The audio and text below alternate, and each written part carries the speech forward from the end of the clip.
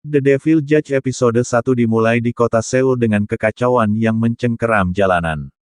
Korea dilanda keputusasaan yang terus-menerus, dengan plakat bertuliskan, virus, dan api berkobar di jalan-jalan.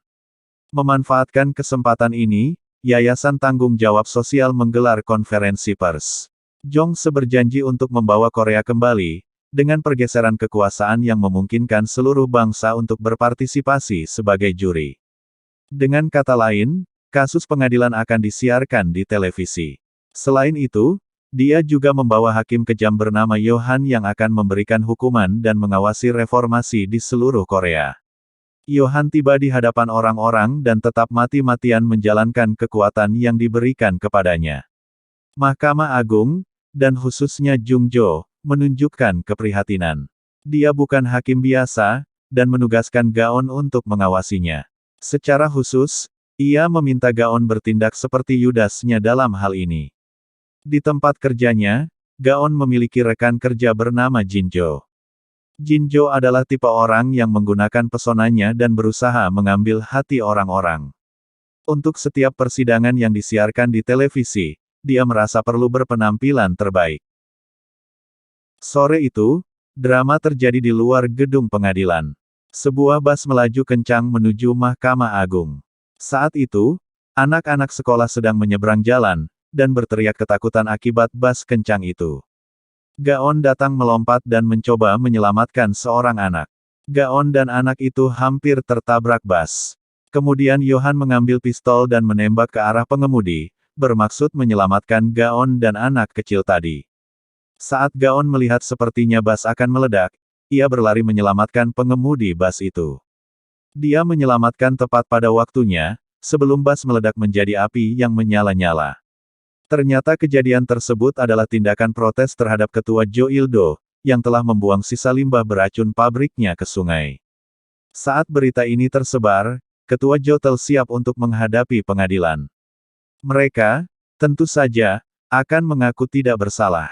Bahkan jika ketua dinyatakan bersalah, hukuman penjara maksimum adalah 5 tahun.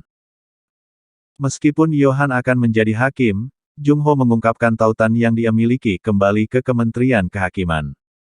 Ini tentu saja memberinya sedikit favoritisme, yang Gaon dengan cepat bertindak dan memanfaatkannya. Sambil duduk bersama Gaon, Jung Ho mempertanyakan motivasi Yohan. Bagaimanapun, 11 orang telah tewas dalam semua ini, namun sepertinya perusahaan akan lolos tanpa cedera. Faktanya, Yohan memutuskan untuk mengubahnya menjadi semacam permainan, membuat keputusan ditentukan berdasarkan suara dari sebuah aplikasi. Terlepas dari kehidupan yang sangat nyata terbungkus dalam semua ini, dia ingin mengurangi ini menjadi acara televisi. Lantas apa motif kasus Jo Ik ini? Yah, kita harus menunggu dan melihat. Satu hal yang pasti, para sponsor menunjukkan kekhawatiran. Sun A mengunjungi Kung Hee di Kementerian Kehakiman, mengingatkannya bahwa yayasan telah membayar barang-barang yang dimilikinya. Kung Hee berhasil menjadi menteri berkat dukungan Ketua Jo. Karena itu, Kung Hee akan membela Ketua Jo meskipun ia tahu Ketua Jo bersalah. Kung Hee juga merupakan orang yang mendukung karir Yohan, sehingga ia berharap Yohan tidak akan memberatkan hukuman bagi Ketua Jo. Sementara itu, seorang petugas polisi bernama Su Hyun menyelamatkan seorang gadis sekolah menengah agar tidak diserang di jalan. Dia kebetulan adalah teman satu flat dan teman lama Gaon. Namun, sepertinya ada lebih banyak hal yang terjadi saat mereka bercanda tentang pernikahan dan cinta. Gaon kelihatan jelas tidak mempercayai Yohan. Dia menyadap ponsel Yohan dan mendengarkan semua percakapan yang dia miliki, bertekad untuk mencari tahu apakah Yohan jujur atau tidak. Ternyata hal itu tidak membantu, dan pada akhirnya Jung Ho dan Gaon terpaksa menunggu persidangan. Saat persidangan tampaknya akan dimulai, Yohan mengenakan jubahnya hakimnya. Yohan muncul untuk memberi tepuk tangan dan menjelaskan bahwa masyarakat dapat menilai terdakwa bersalah atau tidak melalui sebuah aplikasi. Ini pada dasarnya adalah reality televisi, dan tidak butuh waktu lama untuk semuanya meledak menjadi pertengkaran verbal bolak-balik antara penasehat hukum dan jaksa penuntut umum. Saat keadaan menegang, Yohan memutuskan mereka semua untuk istirahat sejenak. Ketika persidangan dimulai kembali, Dr. Yu muncul sebagai saksi. Dia adalah seorang ahli keracunan logam. Ia mati-matian membela Ketua Zhou dan mengatakan kematian orang-orang yang dilaporkan bukanlah karena keracunan air yang tercemar limbah pabrik Ketua Zhou, tapi bisa disebabkan karena faktor lain. Gaon merasa tidak nyaman terhadapnya. Lagi pula, ini sepertinya dokter yang sama yang Johan sebutkan di telepon yang didengar Gaon saat menyadap ponsel Johan. Gaon segera menekannya pada pertanyaan tentang sianida yang ada di dalam air. Tetapi Johan kemudian menghentikannya. Lalu Johan meminta petugas memberikan air pada Dr. Yu. Saat Dr. Yu meminum air itu, Johan mengatakan bahwa air itu adalah air dari sungai yang tercemar limbah pabrik Ketua Zhou, dan refleks Dr. Zhou memuntahkan air itu. Ternyata Johan sengaja melakukan itu untuk mengetesnya.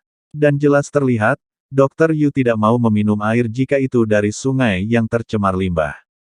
Ternyata saksi berikutnya jauh lebih bermanfaat. Ia adalah Yang Qiyong. Pria ini dijuluki Dr. Safety. Dokter asli yang pernah dihubungi Johan. Ia mengatakan bahwa air limbah telah bocor sebelumnya. Saat ia menyampaikan hal itu pada Ketua Zhou mengatakan pabrik akan segera pindah, jadi tidak perlu memperbaikinya karena hanya menghabiskan uang saja. Akhirnya Zhou membantah, terutama saat melihat banyak masyarakat yang menginginkan dia di penjara. Joik mengakui bahwa dia tidak berpikir kebocoran itu seburuk itu. Akhirnya ia menangis dan mengakui itu adalah kelalaian profesional yang mengakibatkan kematian. Johan sampai pada keputusannya dan memutuskan bahwa ada niat untuk membunuh. 5 tahun adalah hukuman maksimum.